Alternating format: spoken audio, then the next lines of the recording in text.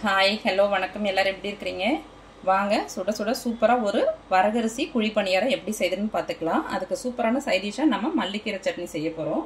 இப்போது வரகரிசி பணியாரத்துக்கு பாருங்கள், நம்ம வரகரிசி அரைச்சி எடுத்துருக்குறோம். 2 டம்ளர் வரகரிசினா 1 டம்ளர் வந்து இட்லி அரிசியோ இல்லை ரேஷன் அரிசியோ புழுங்கல் அரிசியோ ஏதோ ஒன்று சேர்த்துக்கலாம். 1 டம்ளர் வந்து பச்சரிசி, 1 ஸ்பூனு வெந்தயம், 1/4 டம்ளர் அந்த அரிசி அளக்கிற டம்ளர்லேயே ஒரு 1/4 டம்ளர் உளுந்து சேர்த்து நல்லா இது மாதிரி இப்போ நைட்டுக்கு காலையிலேக்கு வேணும்னா நைட்டே அரைச்சி வச்சுருங்க. நல்லா ஒரு 6 மணி நேரம் ஊற வச்சு ஒரு 6 மணி நேரம் புளிக்க வச்சு அரைச்சி 6 மணி நேரம் புளிக்க வச்சு எடுத்து வச்சுக்கோங்க. இந்த பாருங்கள், நான் வரகரிசி மாவு எடுத்து ரெடியாக வச்சுருக்கிறேன். இந்த பணியாரம் நல்ல மணமாகவும் இருக்கும், நல்லா இருக்கும். இப்போ வாங்க இதுக்கு தாளித்து கொட்டிக்கலாம். நம்ம வந்து கார பணியாரம் தான் செய்ய போகிறோம், அதனால் நம்ம தாளிச்சிக்கலாம். எண்ணெய் சட்டி வச்சு ஒரு 2 ஸ்பூன் எண்ணெய் சேர்த்துக்கோங்க. எண்ணெய் காயட்டும். இப்போ 1 ஸ்பூனு கடுகு சேர்த்துக்கலாம். இதுக்கு கடுகு வந்து கொஞ்சம் தாராளமாகவே சேர்த்துக்கலாம், ஆனால் மாவில் சேர்க்குறதுனால நல்லாயிருக்கும். கடுகு நல்லா பொரிஞ்சு வரட்டும். கடுகு நல்லா பொரியுது.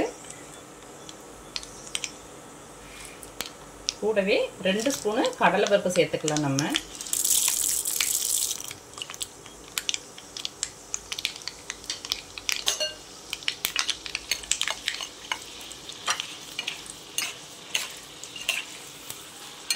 கடலைப்பருப்பு கொஞ்சம் கலர் மாறி வரட்டும், ரொம்ப கறியிடக்கூடாது, கொஞ்சம் பொன்னிறமாக வரட்டும். அது கூடவே நம்ம பொடியாக நறுக்கின வெங்காயம் வந்து 1 கப்பு சேர்த்துக்கலாம்.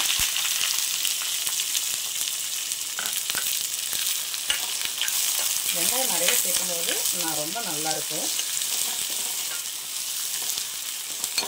அது கூடவே பொடியாக நறுக்கின கருவேப்பிலை மல்லித்தழை. இது ரொம்ப நல்லா வதங்கணுங்கிறதெல்லாம் கிடையாது, நம்ம திரும்ப பணியாரமாக வேக வைக்க போகிறோம் இல்லையா, இந்த ஒரு ஃப்ளேவருக்கு தான் தாளிக்கிறது.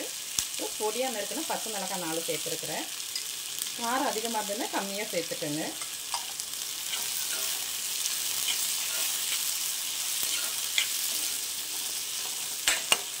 லைட்டாக வதங்கட்டும்.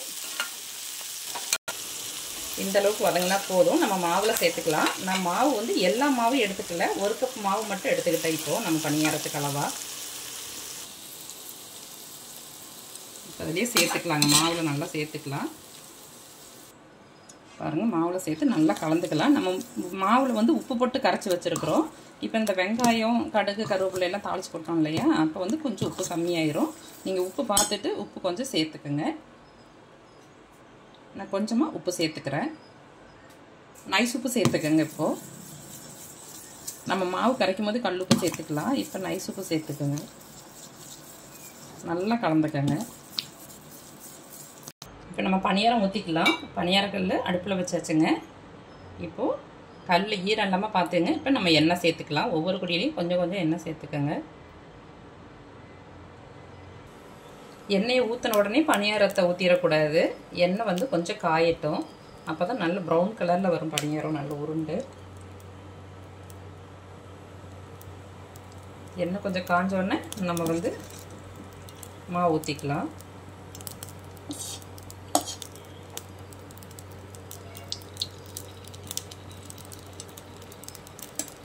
நம்ம ஃபுல்லாகவும் ஊற்றிடக்கூடாது. இந்த அளவுக்கு ஃபுல்லாக ஊற்றுறீங்கன்னா வளைஞ்சு பக்கத்தில் போக ஆரம்பிச்சிடும். அதனால் ஒரு 3/4 குழி ஊற்றிக்கலாம். நம்ம எல்லா குழியிலையும் பணியாரம் ஊற்றியாச்சு. இதுக்கு மூடி இருந்துச்சுன்னா நீங்கள் மூடி வச்சுக்கோங்க. ஒரு 2 நிமிஷம், ரொம்ப நேரம் மூடக்கூடாது.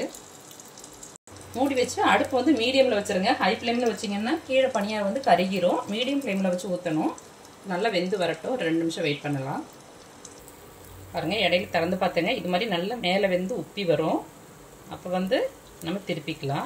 பாருங்கள் எவ்வளோ அழகாக திரும்புறதுக்கு வருதுன்னு.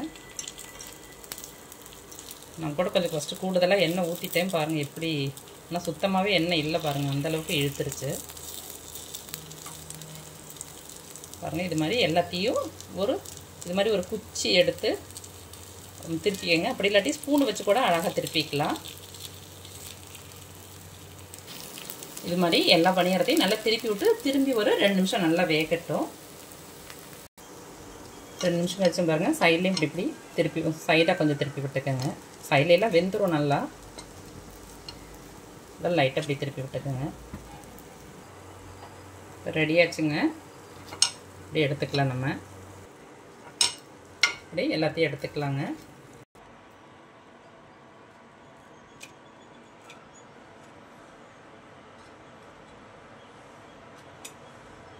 பாருங்கள், சுட சுட சூப்பரான வரகரிசி பணியாரம் ரெடியாச்சு. எனக்கு மல்லி சட்னி அரைக்க டைம் ஆச்சு, நான் பிறகு வீடியோ எடுத்து போடுறேங்க. சூப்பராக வரகரிசி பணியாரமும் தக்காளி சட்னி ரெடியாச்சுங்க. நீங்களும் இது மாதிரி செஞ்சு சாப்பிட்டு ஆரோக்கியமாக இருங்க. ஓகே, பாய், தேங்க்யூ.